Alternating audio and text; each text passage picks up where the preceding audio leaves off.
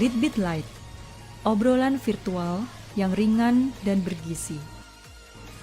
Mari saling sapa, berbagi cerita, bertukar gagasan, dan mendiskusikan isu-isu terbaru dan industri kreatif lainnya.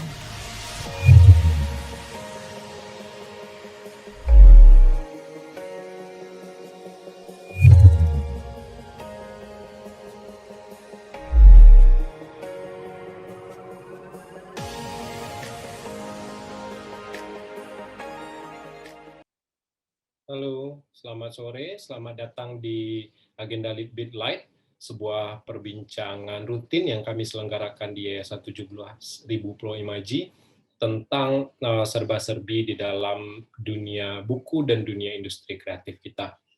Untuk memperingati Hari Anak Nasional yang jatuh pada 23 Juli setiap tahunnya, kami menyelenggarakan atau menggagas sebuah diskusi tentang bagaimana perkembangan sastra anak Indonesia dari dulu hingga kini. Untuk membahas topik tersebut, kami mengundang Mbak Oki Madasari selaku pembicara, dan kemudian Mbak Nina Andiana selaku moderator. Sebagai perkenalan ringkas, Mbak Oki Madasari lahir di Magetan, Jawa Timur 30 Oktober 1984.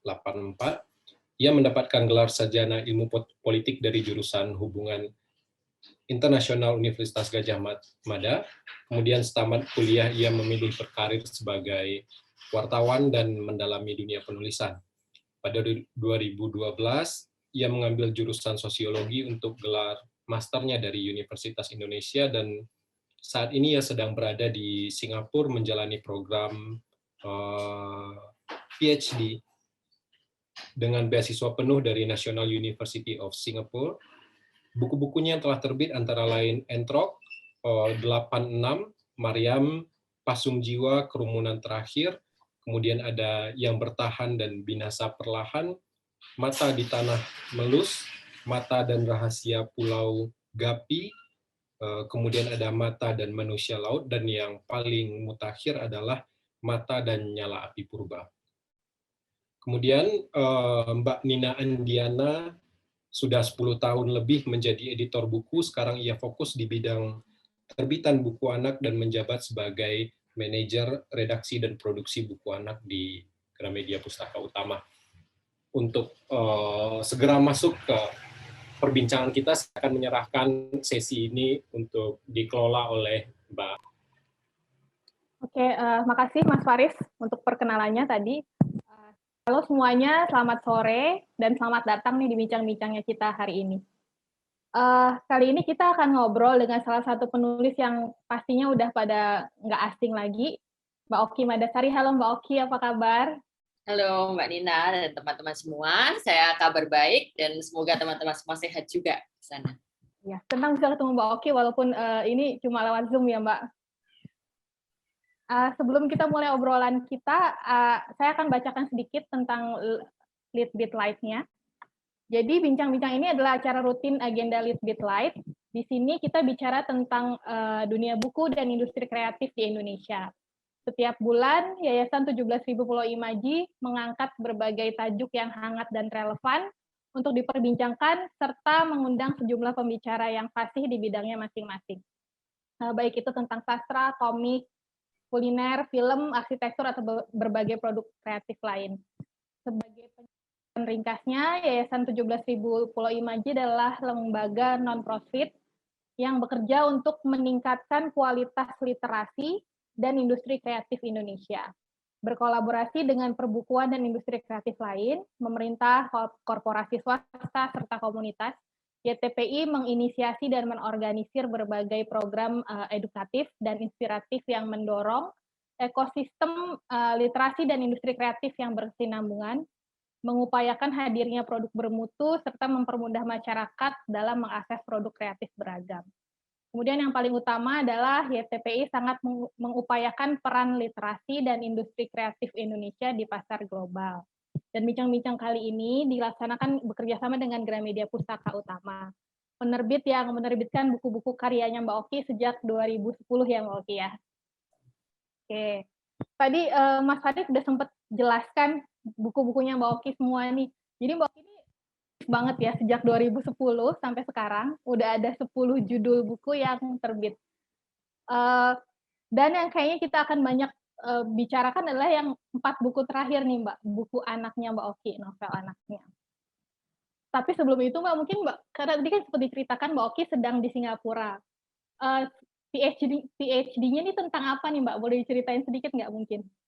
Iya, PhD saya masih tidak jauh-jauh sebenarnya dari sastra, dari buku. Bahkan kalau tadi Jakten disebut Yayasan Imaji ini industri kreatif, juga tidak jauh-jauh dari itu semua. Karena saya sedang bicara tentang bagaimana hubungan antara kekuasaan dengan produksi pengetahuan, termasuk di dalamnya produksi dalam industri kreatif. Terutama ketika kita berhadapan dengan sensor, ketika kita berhadapan dengan pelarangan, pengekangan, dan sebagainya. Jadi dalam riset saya meriset karya sastra, film, pertunjukan seni, apapun yang kemudian seringkali mendapat ancaman atau resistensi hanya karena konten-kontennya. Itu yang menjadi riset saya di PhD saya. Oke. Berarti pas banget nih Mbak. Pas banget. Semuanya. Kita dapat topik hari ini, judulnya itu Sastra Anak yang Terbengkalai, Mbak. Ya. Ini kalau jadi judul topiknya kayaknya agak-agak berat ya, tapi kita obrolnya kita buat santai aja. Ya. Nah, sebelum kita mulai ngobrol panjang, mungkin Mbak Oki bisa share ke para pendengar nih, para teman-teman pembaca, sebetulnya gimana sih pendapatnya Mbak Oki soal sastra anak Indonesia? Kayak sastra anak itu sebetulnya yang seperti apa sih? Lalu terus dari pandangan Mbak Oki sendiri, bagaimana situasi sastra anak di Indonesia sekarang ini? Ya, kalau bicara tentang storytelling, cerita yang ditulis, kemudian memang ditujukan untuk segmen pembaca utamanya adalah anak-anak. Di sini kita menekankan pada kata cerita. Jadi kalau itu adalah buku anak, tapi buku anaknya misalnya cara bersopan santun untuk anak-anak. Nah, ini tidak masuk dalam kategori itu. Atau misalnya cara mendekati anak agar lebih pintar, agar lebih dekat dengan Tuhan. Nah, itu beda lagi. Jadi semuanya itu harus hadir lewat cerita. Itu yang membedakan antara kita menyebut sastra anak atau sekedar buku anak in general. Kalau kita bicara buku anak macam-macam, ada buku cara membaca, atau misalnya ada storybook, buku anak, tapi sebenarnya isinya adalah buku, kata, mata gitu, cara membaca kan. Nah, itu saya tidak masukkan itu dalam buku sastra anak yang hendak kita bicarakan. Jadi penekanannya adalah cerita, storytelling, sebuah cerita yang memang ditulis dengan tujuan segmen pembaca utamanya adalah anak-anak. Penulisnya bisa orang dewasa, bisa remaja, bisa anak-anak. Tapi saya melihat pada dasarnya kita bisa melihat buku-buku anak yang mungkin banyak dibaca itu lebih banyak ditulis oleh orang dewasa, karena memang bukan soal yang menulis harus anak-anak, bukan, tapi yang ditujukannya itu segmen pembacanya anak-anak, itulah yang mendefinisikan sebuah bacaan disebut sebagai bacaan anak. Gimana kalau soal perkembangannya, kalau Mbak Oki yang perhatikan sementara ini gimana, Mbak? Iya, kita punya ya banyak penulis buku anak di GPU kan. Kita tahu ada Mbak Clara Eng, dulu ada Pak Joko Lelono, ada Mbak Agnes Bemu, ada ya banyaklah penulis-penulis buku anak. Ada Mbak Wati Ideo, itu kan juga saya tahu penulis buku anak gitu. Tapi kalau kita bicara tentang kebutuhan pembaca anak-anak untuk membaca cerita anak, karya sastra anak, sangat kurang.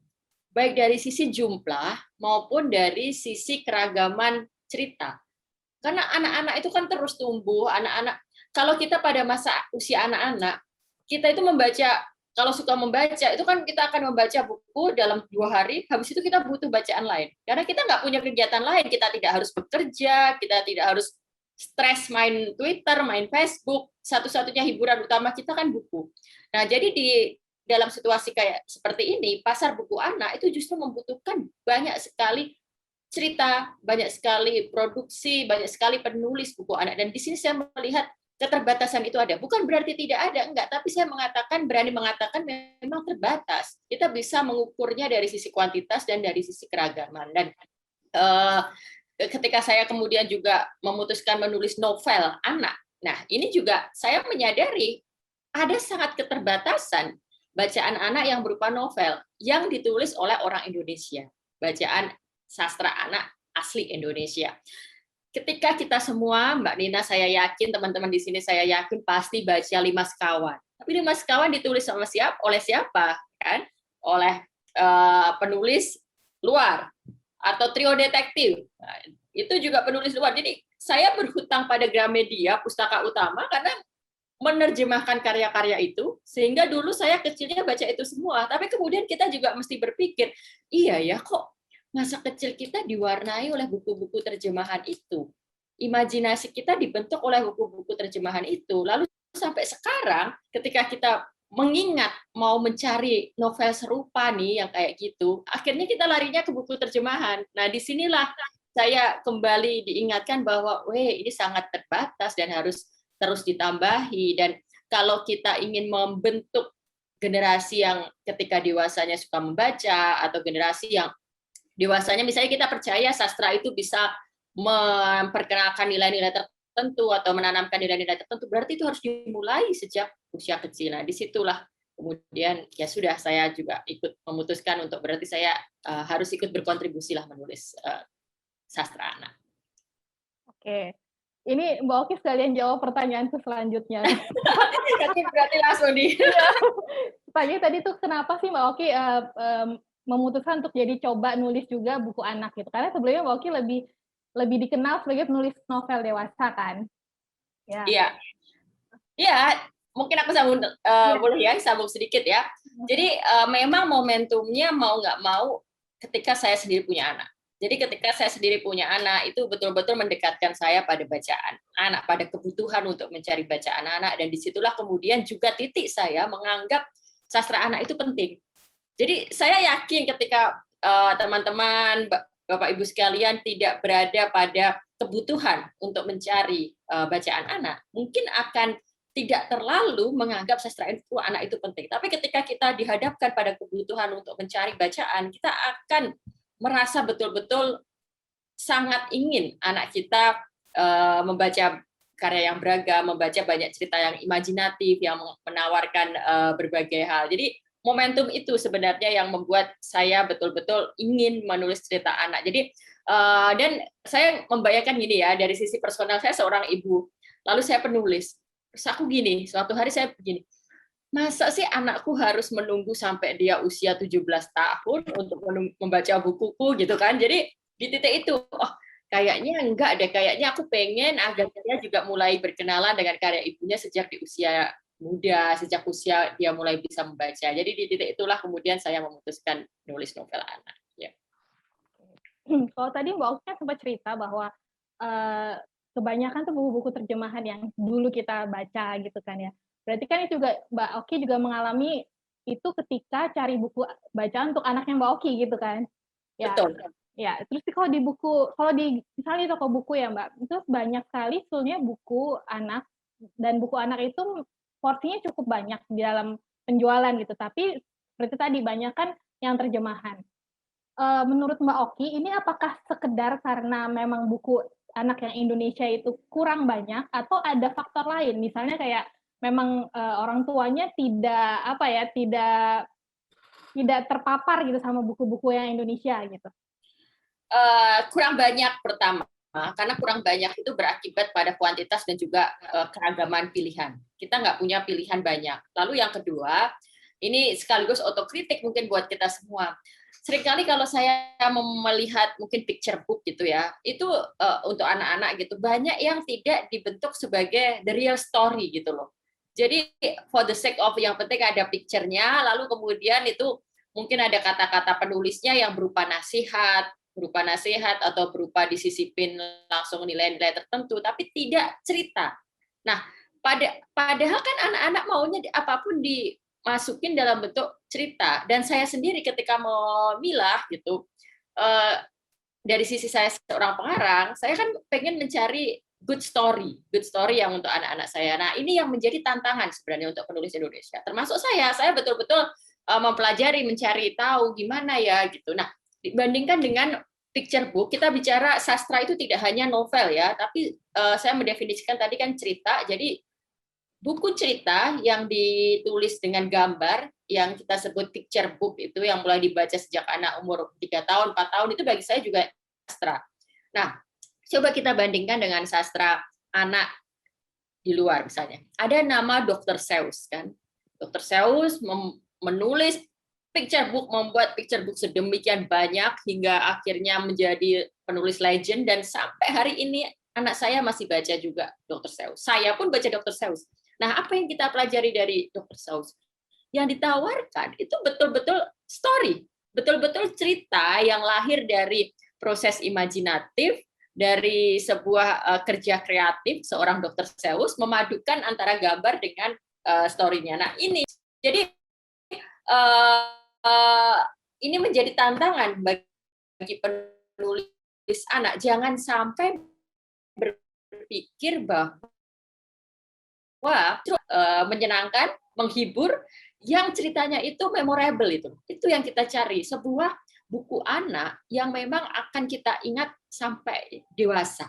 Itu goal kita semua sebagai penulis, sebagai seorang ibu ketika mencarikan anaknya buku, sebagai seorang orang tua yang mencarikan anaknya buku. Kita ingin memperkenalkan anak-anak pada buku yang memang dikenal sampai nanti dewasa. Jadi Dr. Seuss sudah mencontohkan bahwa picture book yang digarap dengan serius, dengan imajinatif, dengan kreatif, itu akan dikenang, akan membentuk seorang anak sampai dewasa nanti. Nah, ini yang harus menjadi catatan untuk kita bersama mungkin. Saya betul-betul menyadari bahwa secara jumlah kurang, secara keberagaman kurang, dan itu yang harus sama-sama di-push termasuk oleh penerbit. Ini banyak pihak banget yang berkontribusi gitu ya, Mbak. Kalau salah satu hal yang suka kita bahas juga adalah gimana orang tua itu menularkan kebiasaan bacanya ke anak-anak. Kalau dari pengalaman Mbak Oki, seberapa pentingnya sih Mbak itu untuk dari orang tua nularin kebiasaan baca? Penting banget. Anak kan melihat pertama dari orang tua. Anak berinteraksi pertama dari orang tua. Dan lebih dari itu, orang tua yang memperkenalkan buku pada anak-anak. Kalau orang tuanya nggak pernah bawa anaknya ke toko buku, nggak pernah ngasih anaknya bacaan, nggak pernah bawa ke library, ya anak nggak akan terpapar bacaan sejak dini. Jadi peran orang tua itu sentral. Jadi berbicara buku anak, sebenarnya berbicara antara relasi penulis dengan orang tuanya itu, karena orang tua ini yang kemudian menjadi jembatan pertama. Buku macam apa memilihkannya apa? Orang tua milihin buku apa? Nah, terus kalau dari sisi kebiasaan membaca, kalau orang tuanya nggak baca, anaknya juga susah dong untuk ikutin baca. Gimana kalau seorang anak bagaimana mungkin bisa berpikir bahwa membaca itu menyenangkan kalau bapaknya aja, ibunya nggak pernah mencontohkan membaca gitu. Nah, jadi yang harus diketahui oleh seorang anak sejak dini ketika kita ingin memperkenalkan membaca adalah kita harus kasih tahu bahwa di dalam buku ini ceritanya itu luar biasa. Kamu akan bisa pergi ke sebuah hutan belantara, kamu akan bisa dibawa berenang ke lautan luas, kamu akan keluar angkasa, kamu akan ketemu bla bla bla. Nah, ini kan berarti membutuhkan orang tua yang membaca. Kalau orang tuanya nggak membaca, orang tuanya nggak tahu cerita bukunya macam apa, nggak akan bisa menstimulus anak untuk menceritakannya. Dan saya juga percaya metode menceritakan, metode mendongeng, itu punya peran sentral dalam membentuk keingintahuan anak dan rasa penasaran anak terhadap satu buku.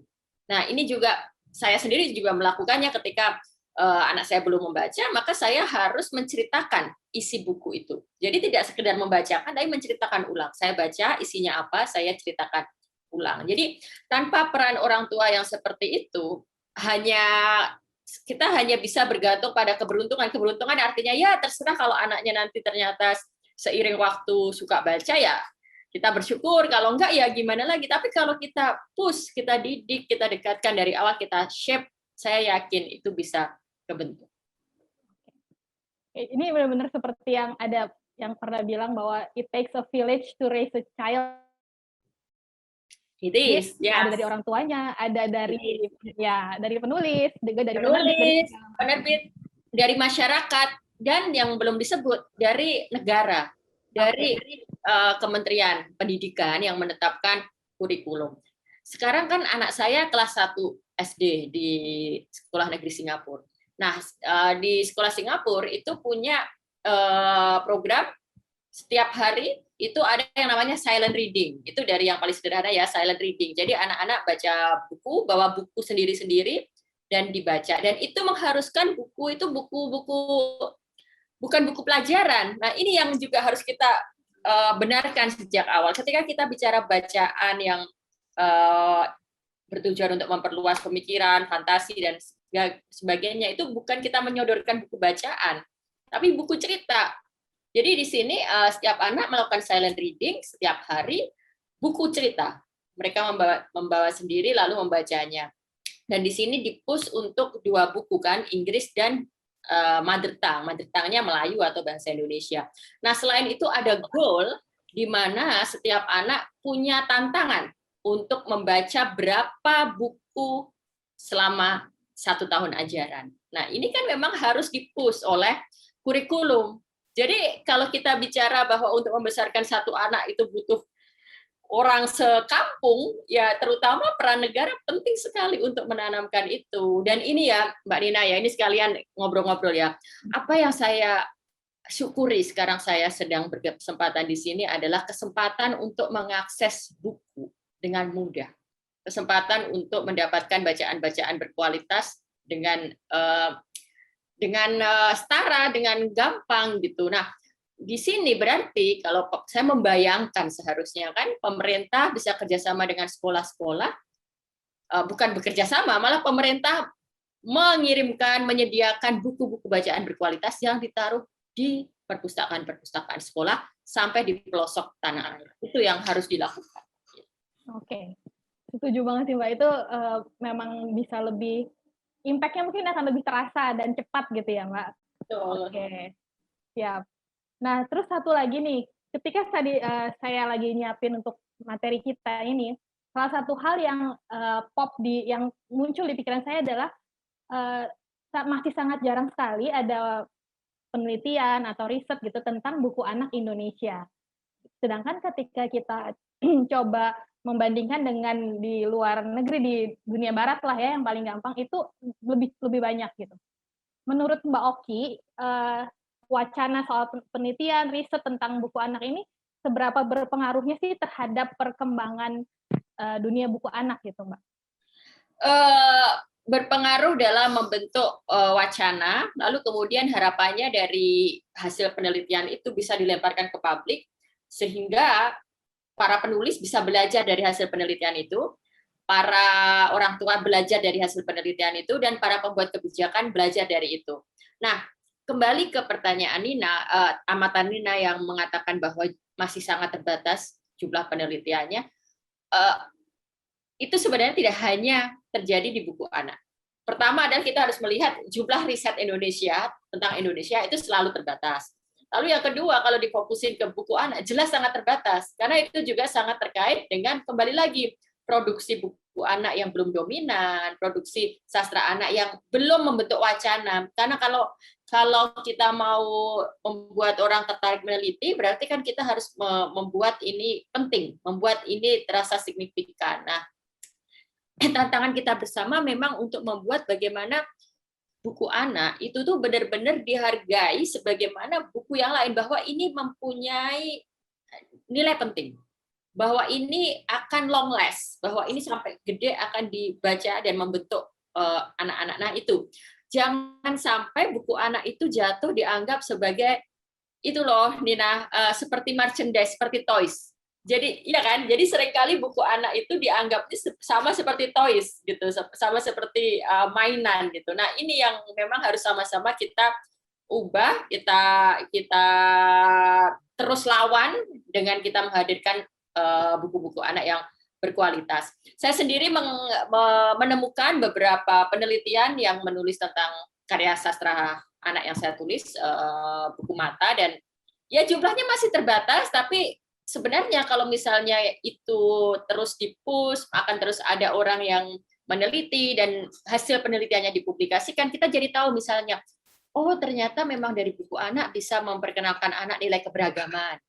Oh ternyata dari buku anak bisa dibentuk bagaimana sikap dengan mereka yang berbeda, bagaimana oh ternyata dari buku anak ini kita tahu ada hal yang harus dikritik dari sistem pendidikan. Nah misalnya kayak gitu kan. Nah jadi sebenarnya wacana keluar dan orang jadi tahu oh iya ternyata buku anak itu penting sekali. Gitu. Oke Mbak. Kalau dari pandangan Mbak Oki ya, buku anak yang baik itu yang kayak gimana sih Mbak, sastra anak yang baik? Ya, pertama memang kita harus kembali ke prinsip storytelling. Jadi semua cerita anak, apapun tujuan penulisnya, apapun nilai yang mau disisipkan, apapun pesan moralnya, semuanya harus dalam bentuk cerita. Jadi di sini kita sedang berlomba-lomba, kita sedang berpacu, apalagi ada era internet dan sebagainya, berpacu untuk menarik perhatian anak. Jadi anak hanya akan tertarik kalau ceritanya bagus. Itu aja dulu, kunciannya itu. Apapun value yang hendak kita sodorkan, jangan sampai buku itu jadi buku khotbah, jangan sampai buku itu menjadi buku sekedar tips yang berisi pesan-pesan dan sebagainya. Enggak. Jadi anak-anak harus betul-betul bahkan tidak menyadari kalau ternyata ada pesan moral bla bla bla bla bla bla, itu biarkan anak nggak menyadari, tapi ketika buku itu selesai anak-anak bisa memetik pelajaran sendiri, bisa mengambil pelajarannya sendiri. Itu. Jadi pertama-tama itu. Lalu yang kedua, kita tahu bahwa kunci dari membuat cerita yang baik itu memang harus imajinatif, harus kreatif. Jadi ini udah tuntutan. Jadi dan saya mempelajari juga menulis cerita anak itu sama susahnya dengan menulis cerita dewasa. Jadi jangan karena menulis cerita anak-anak lalu digampang-gampangkan. Oh salah. Justru anak-anak kalau ceritanya udah nggak menarik akan langsung dibuang bukunya kan. Walaupun ada orang yang bilang bagus kalau dia nggak suka ya nggak akan dilanjutkan. Jadi penulis cerita anak harus imajinatif, harus kreatif. Lalu yang ketiga, ini saatnya untuk kita sendiri para penulis bacaan anak untuk terus melakukan tantangan, men-challenge diri kita sendiri dengan memperbaharui nilai-nilai kita. Misalnya gini, kita tahu kan Christian Andersen, Hans Christian Andersen itu kan the godfather of fairy tale gitu kan. Dia sudah memproduksi banyak cerita, dia sudah tanpa dia kita nggak akan punya banyak bacaan lah yang selama ini kita kenal itu. Yang walaupun itu dari Denmark kan orang Indonesia juga kenal banyak bacaan dari Christian Andersen. Tapi sebenarnya kalau kita baca gitu kan pasti akan ada kita menemukan dia itu kalau nulis cerita sukanya princess, putri, queen, cerita tentang Snow White, salju itu putri salju kan akhirnya dia akan ketemu dengan pangeran lalu dia bisa bangun gitu kan. Nah seiring waktu kita tahu karena value terus berubah, kesadaran terus timbul. Iya ya masa cerita anak kayak gitu, masa ceritanya selalu princess pertama, lalu yang kedua kalau ceritanya perempuan pasti tujuannya akan menikah. Padahal itu bacaan anak gitu. Jadi kita juga harus kritis terhadap apa yang kita sebut bacaan anak, termasuk terhadap bacaan-bacaan masa lalu itu. Masa kamu ada anak usia 7 tahun, 8 tahun, tapi story-nya adalah tentang pernikahan, tentang seseorang yang akan ini bla bla bla kayak gitu. Nah, bagi saya yang kayak gitu juga harus terus dikritisi dengan cara kita menyodorkan karya baru yang memberi wacana baru. Lalu kita bisa belajar dari apa yang dilakukan oleh Disney.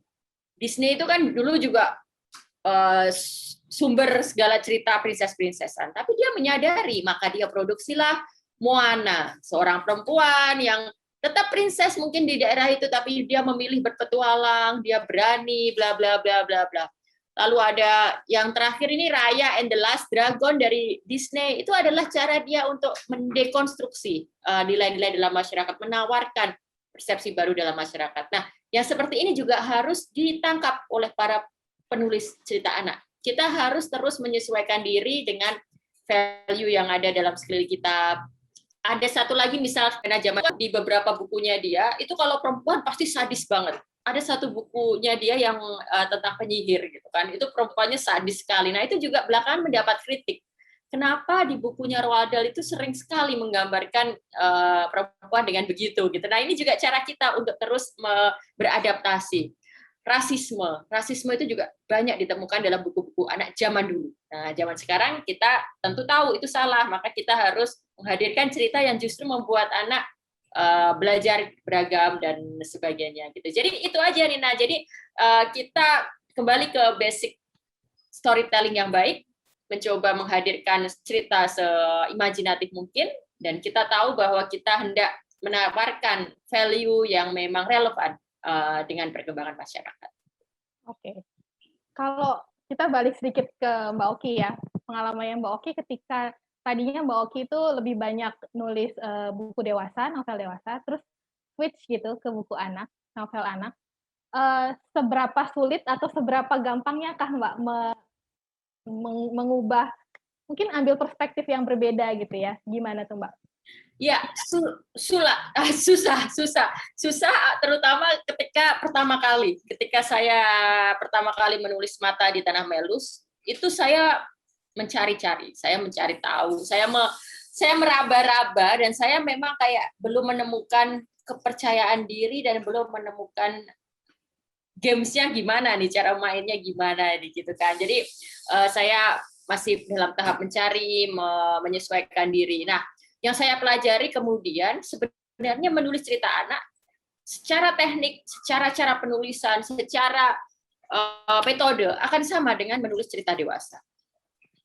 Kita tidak perlu mengubah cara menulis kita tidak perlu mengubah pendekatan kita, tapi yang harus kita lakukan adalah kita memang menjadi si karakter itu. Kita menyelam dari perspektif anak-anak itu. Jadi kalau anak-anaknya adalah anak-anak 12 tahun, ya kemudian kita harus menjadi dia. Kita harus melihat dari sudut pandang dia, kita harus bicara dari sisi dunia dia, kita harus menghadirkan. Jadi kalau menulis cerita itu kan terdiri dari rangkaian plot. Maka plot-plotnya itu adalah plot-plot yang memang ada dalam semesta pikiran anak-anak. Itu aja kuncinya. Itu sama kayak yang saya pelajari kemudian gini. Saya menulis novel Entrok misalnya. Di situ tokohnya seorang perempuan yang hidup pada zaman Orde Baru, nggak pernah sekolah, buta huruf, pekerja keras di pasar dan sebagainya. Itu kan sesuatu yang berbeda dengan saya. Tapi saya bisa menuliskannya karena saya menjadi dia, gitu kan. Lain waktu saya menuliskan cerita yang tokohnya laki-laki. Saya menjadi si laki-laki itu. Nah, ini yang kemudian sama dengan ketika kita menulis cerita anak. Maka saya menjadi si anak-anak itu. Jadi saya nggak sepakat kalau karena anak-anak ceritanya sok diremeh-remehin gitu, biar anak-anak ngerti, oh jangan salah, anak-anak itu pintar luar biasa kan. Coba deh, Nina juga ingat-ingat zaman kita sekolah dulu. Kalau kita lagi baca buku, lalu bukunya itu terlalu mudah, kita pasti akan bosen.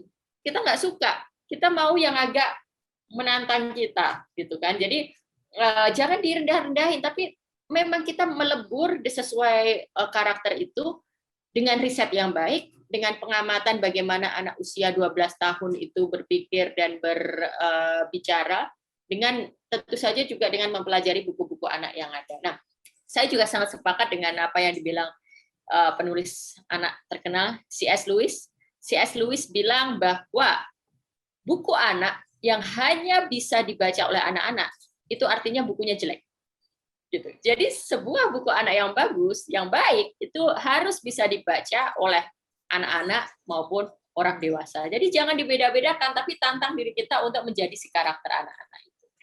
Oke, bagus banget Mbak. Tadi yang soal C.S. Lewis itu memang benar ya, karena buku-buku yang bisa dibaca semua orang itu yang akan kita ingat terus kan.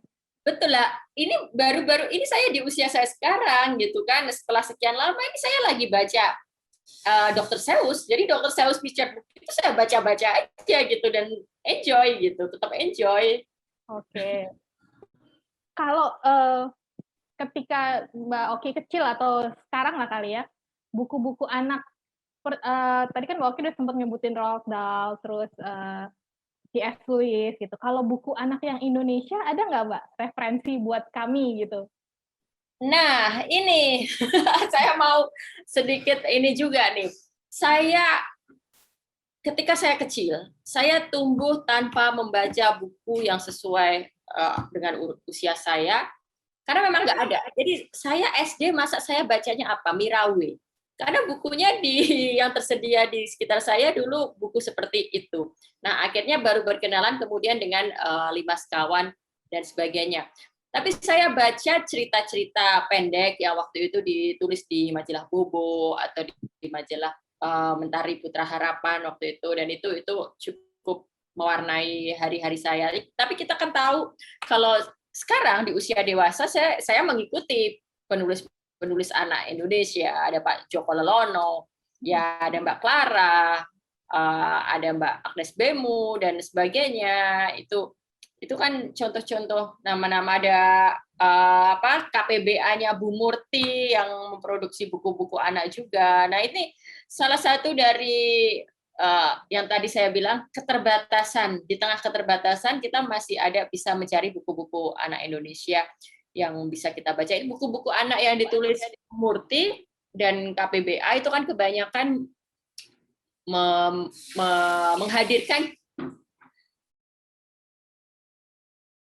legenda, cerita-cerita rakyat Indonesia ditulis ulang. Nah, ini juga menarik. Karena kita banyak mitologi, dan itu kalau ditulis ulang dengan kreatif, dengan imajinatif, anak-anak bisa tertarik. Nah, kalau Mbak Clara kan menulis dengan lebih, ya misalnya ada yang Drew dan sebagainya, itu kan juga menambah khazanah kita dan sangat perlu dibaca. Thank you Mbak Oki untuk rekomendasi referensinya tadi. Mbak Oki, tadi kan Mbak Oki sempat cerita sedikit soal riset ya, betapa pentingnya gitu riset. Bisa cerita yang agak lebih panjang nggak Mbak? Ketika Mbak Oki nulis 4 buku anak ini gitu, risetnya kayak gimana, dan bedanya riset untuk nulis buku anak dan untuk nulis buku dewasa, atau memang malah nggak ada bedanya? Ya, kalau Seri Mata memang itu sebuah cerita anak yang bercerita tentang daerah di Indonesia, bersetting daerah Indonesia, di mana daerah-daerah itu bukan sekedar setting tempelan, tapi itu menjadi center cerita. Jadi kebetulan saja bahwa untuk 4 buku anak itu riset saya mendatangi semua tempat itu. Jadi ketika Mata di Tanah Melu, saya pergi ke NTT, ke Belu, lalu Mata dan Rahasia Pulau Gapi saya pergi ke Ternate, Maluku Utara, Mata dan Manusia Laut saya ke Wakatobi, dan untuk Mata dan Nyala Api Purba saya pergi ke Sangiran dan Trindel untuk melihat bagaimana asal mula manusia purba di Indonesia. Tapi kita tidak harus melakukan itu. Maksud saya, bentuk riset itu bisa macam-macam, dan ini sama dengan mau menulis cerita dewasa apapun. Jadi dalam melakukan riset kita bisa pergi ke daerah yang kita butuhkan, kita bisa membaca buku serupa, kita bisa nonton film, dan terutama ini yang paling penting menurut saya, kita bisa mengamati bagaimana anak-anak berinteraksi dan melakukan hal-hal itu. Itu semua harus dilakukan bersama-sama.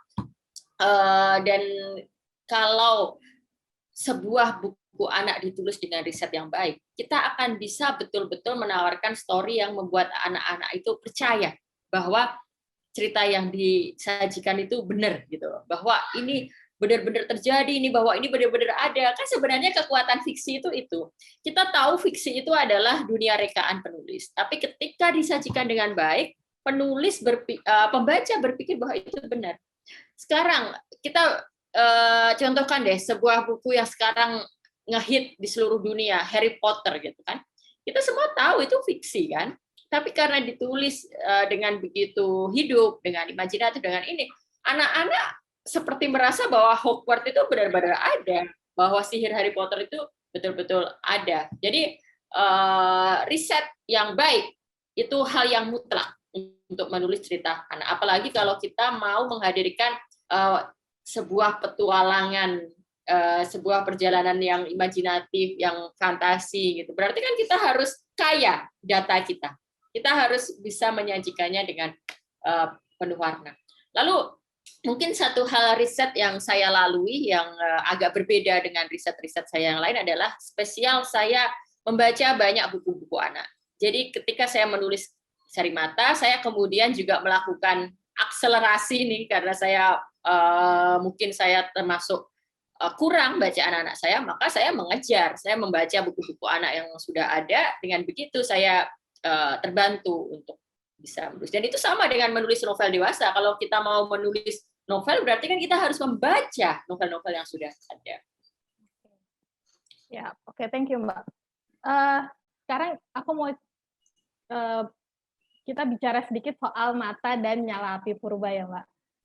Bisa nggak Mbak ceritain sedikit premisnya buku ini kayak gimana, terus kenapa anak-anak tuh baca yuk buku ini gitu. Menariknya itu di mana gitu. Mata dan Nyala Api Purba itu buku keempat seri Mata kan, buku keempat seri Mata setelah Mata di Tanah Melus, Mata dari Pulau Gapi, Mata dan Manusia Laut, Mata dan Nyala Api Purba. Nanti mungkin teman-teman yang belum tahu pasti ada yang nanya, itu bacanya harus berurutan ya gitu? Enggak, bacanya nggak harus berurutan. Itu seri tapi bisa dibaca random karena setiap cerita selesai di satu cerita. Tapi kalau baca empat-empatnya tentu kemudian dapat gambaran utuh semua petualangan Mata. Nah, dari awal konsep Mata itu kan saya mau membawa ke daerah-daerah di Indonesia. Saya mau membawa anak-anak untuk lebih mengenal Indonesia. Saya mau membangun cerita fantasi, cerita petualangan yang berbasis dari cerita-cerita yang memang ini Indonesia gitu.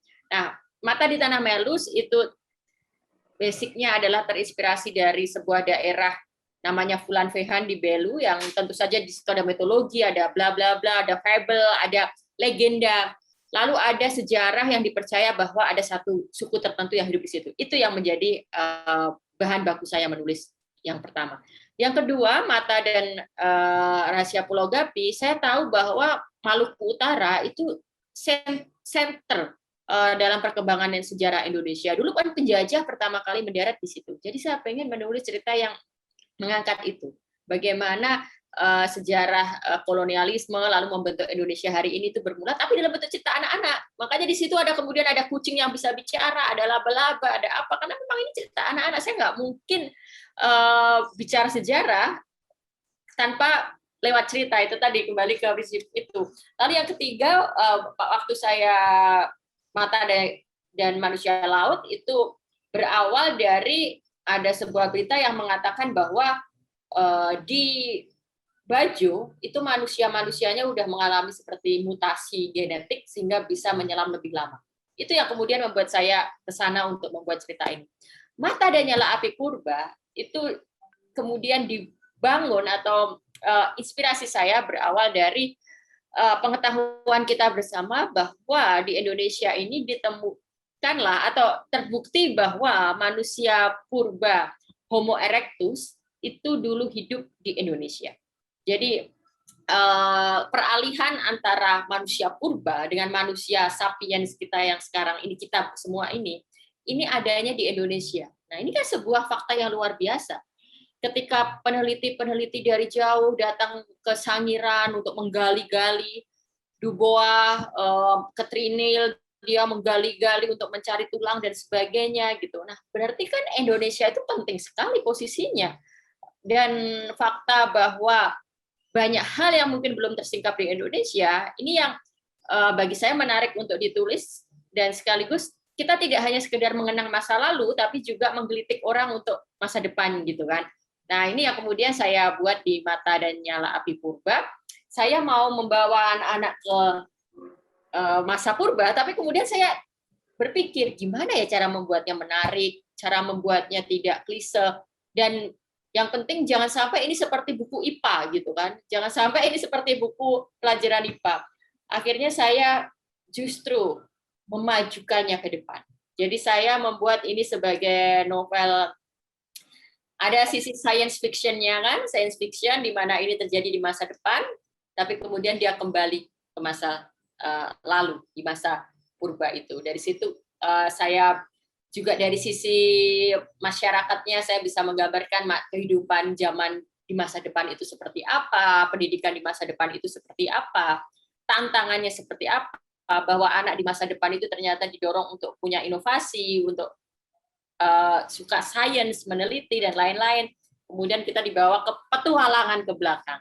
Jadi kenapa anak-anak harus baca ini? Karena memang mungkin ceritanya menarik, ceritanya seru, ceritanya petualangan yang memang nggak akan bisa ditemukan dalam buku-buku fantasi dari luar negeri, karena memang ini dari Indonesia, dan kita bisa belajar banyak hal di situ. Seperti seri mata yang lain, kita bisa belajar sejarah, kita bisa belajar biologi. Seperti di Mata dan Rahasia Pulau Gapi, saya bicara tentang Darwin, kan? Saya bicara bahwa di Maluku Utara itu dulu peneliti Wallace itu menemukan binatang-binatang aneh-aneh di daerah itu. Nah, di sini juga kita bisa belajar biologi tentang manusia purba, tentang mutasi genetika di buku ini, tapi semuanya dalam bentuk cerita. Dan saya kan sudah, ini kan kalau nggak pandemi, saya biasanya kalau meluncurkan buku baru kan pasti ada peluncuran, saya bisa book tour, ketemu pembaca-pembaca, dan saya sudah dengan 3 buku sebelumnya saya sudah berjumpa dengan banyak pembaca saya, pembaca kecil. Buku-buku mata itu biasanya selesai dalam waktu 2-3 hari itu sudah selesai. Dan saya menemukan pembaca saya paling muda itu kelas 1 SD. Memang ini kan memang novel yang memang ditujukan untuk orang yang sudah bisa membaca mandiri ya. Ternyata kelas 1 SD itu sudah ada. Dan bahkan ada anak Bandung kelas 1 SD, dia menceritakan ulang sudah bisa. Ada anak Solo, dia menuliskannya. Jadi menuliskan pendapatnya lagi di ini gitu. Jadi di sini saya melihat bahwa cerita yang saya tulis bisa diterima, bisa dinikmati. Terus ini ya, Mbak Nina ya, ini juga mungkin ini kritik untuk sesama orang dewasa, orang tua, pengamat, pecinta buku. Ketika dia membaca buku gini, buku mata gitu, terus nanti bilang begini, loh, emangnya anak-anak bisa ngerti ya kayak gini ya? Ini bukannya terlalu susah ya? Saya betul-betul ini salah, ini benar-benar treatment yang salah pada bacaan anak-anak. Daripada ngomong kayak gitu, kenapa nggak langsung disodorkan aja ke anak-anak gitu kan? Itu sudah kita meng-underestimate. Kok anak-anak dibawa ketemu suku-suku ini ya? Memang mereka ngerti. Nah, ternyata terbukti kan anak kelas 1 SD bisa baca mata, semuanya bisa menikmati. Dan kembali yang tadi saya sampaikan, sesungguhnya anak-anak itu sangat pintar. Mereka itu akan bosen kalau baca buku yang dimudah-mudahkan. Mereka akan bosen membaca buku yang berada di bawah kemampuan dia. Jadi selama semua ide itu ditulis dalam bentuk cerita yang enak dinikmati, mudah dinikmati, jangan khawatir bahwa sebuah bacaan akan terlalu susah untuk anak. Justru itu yang dibutuhkan oleh anak. Ya, jadi kita malah men-challenge pemikiran dia gitu ya, Mbak? Betul. Nah, kayaknya kalau kita ngobrol sama Mbak Oki ini kan memang satu hal yang saya tarik adalah semua bukunya Mbak Oki itu mengedepankan keindonesiaannya, gitu kan ya, Mbak? Ini memang dari awal Mbak Oki membuat atau ternyata setelah nulis satu kok jadi kayak gini gitu, kayak melihat ke belakang, gimana Mbak? Iya, kalau itu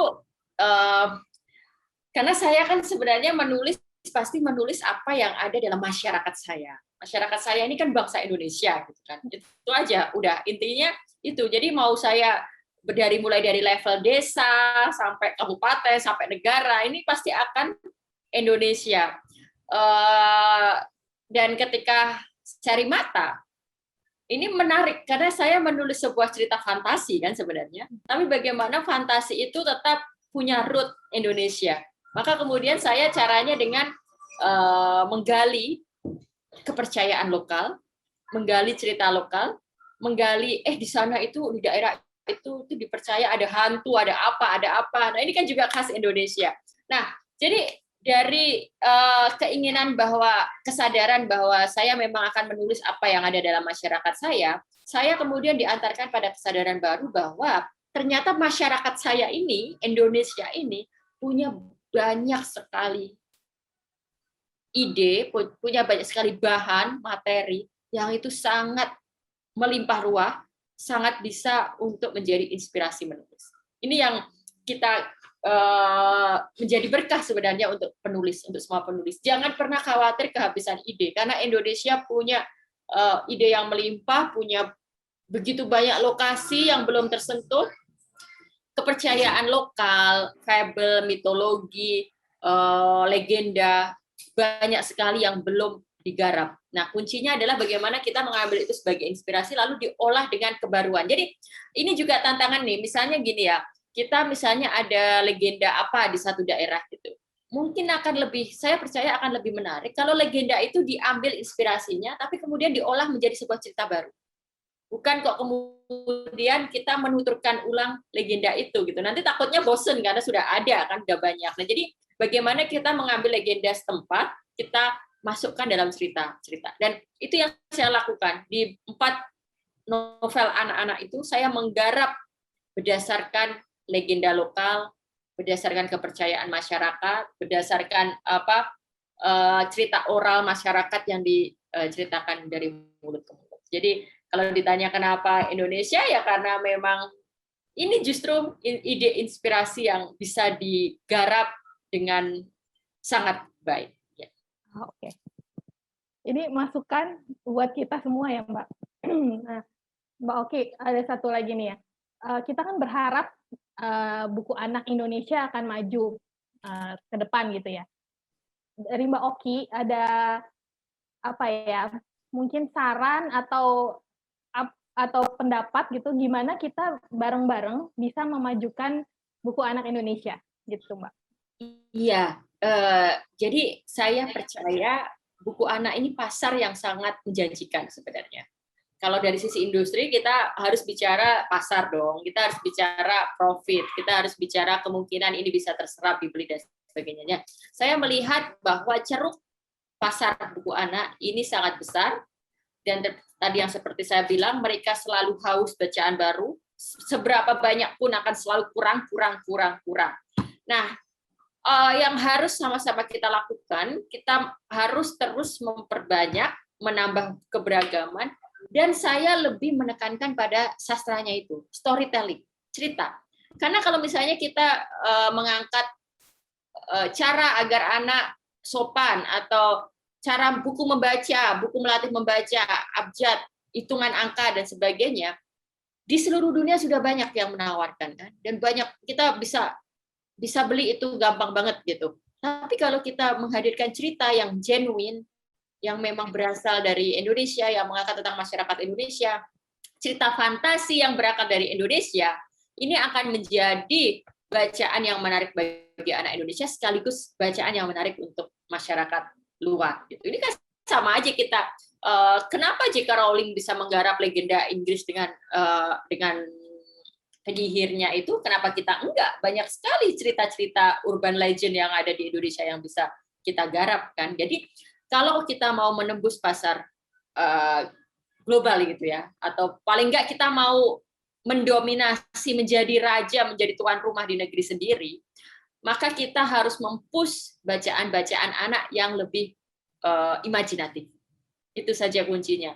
Dan ini tentu saja saya sih berpikir bahwa tidak bisa diserahkan pada begitu saja terserah pada imajinasi penulis atau kreativitas penulis, tapi mungkin penerbit bisa mengarahkan, memberi umpan, membuat agenda bahwa buku-buku anak yang kita butuhkan itu begini. Bisa nggak ya penulis yang seperti ini gitu. Jadi saya pikir harus selalu ada sih umpan-umpan seperti itu dari sisi penerbit dan dari sisi, ya misalnya ini kan yayasan Imaji ini yang justru menyodorkan gitu. Karena kadang penulis juga butuh direction, kemana nih arah penerbitan buku, kemana nih arah industri buku. Sekarang kita tahu kan kalau ada acara Big Bad Wolf Book yang menjual buku bahasa Inggris itu, orang tua Indonesia nggak segan-segan mengeluarkan uang jutaan. Nah, kenapa kita tidak bisa merebut pasar serupa gitu.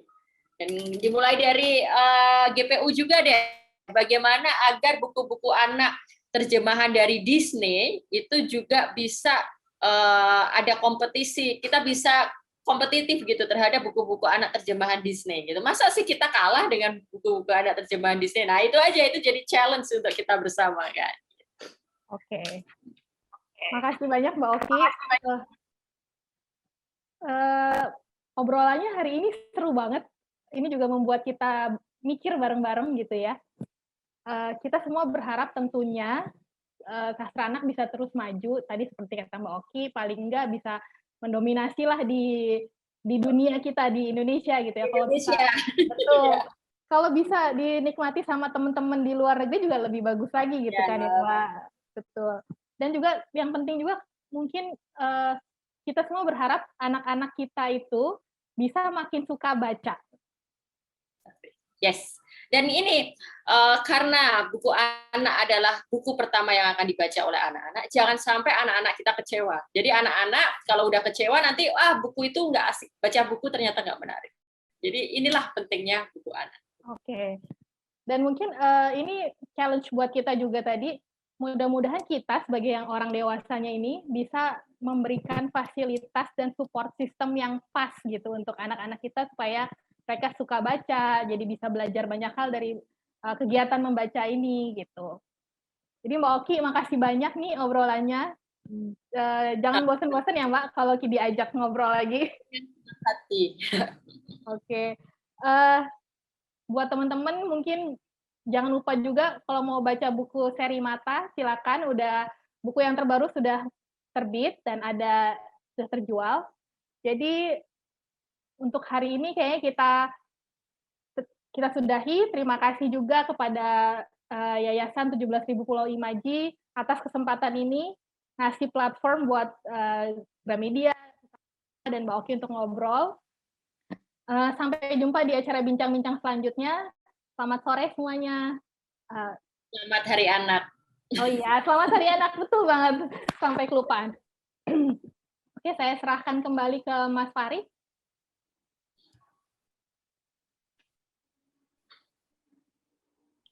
Oke, terima kasih banyak Mbak Oki dan Mbak Nina. Saya kira perbincangan kita sore hari ini sangat kaya ya. Mbak Oki membagi banyak sekali informasi dan pengalamannya kepada kita, mulai dari berbagai persoalan dalam sastra anak, bagaimana strategi untuk mengatasinya, atau tawaran strategi, kemudian kita juga mendengar tadi berbagai pengalaman empirik Mbak Oki dalam melakukan riset dan menulis tentang sastra anak. Menarik sekali lagi terima kasih untuk Mbak Oki dan Mbak Nina. Untuk teman-teman audiens, program Lead Bit Light ini akan hadir setiap bulan dengan berbagai topik yang berbeda, sesuai dengan kita sedang mikirin apa di bulan ini, atau ada hari besar apa di bulan itu, ya kami akan menyesuaikan dengan hal-hal tersebut. Untuk itu silahkan ikuti platform media sosial kami di pulau_imaji untuk mengetahui program-program kami selanjutnya. Sampai jumpa dan semoga sehat selalu. Selamat Hari Anak. Oke Mbak, makasih banyak ya Mbak Oki.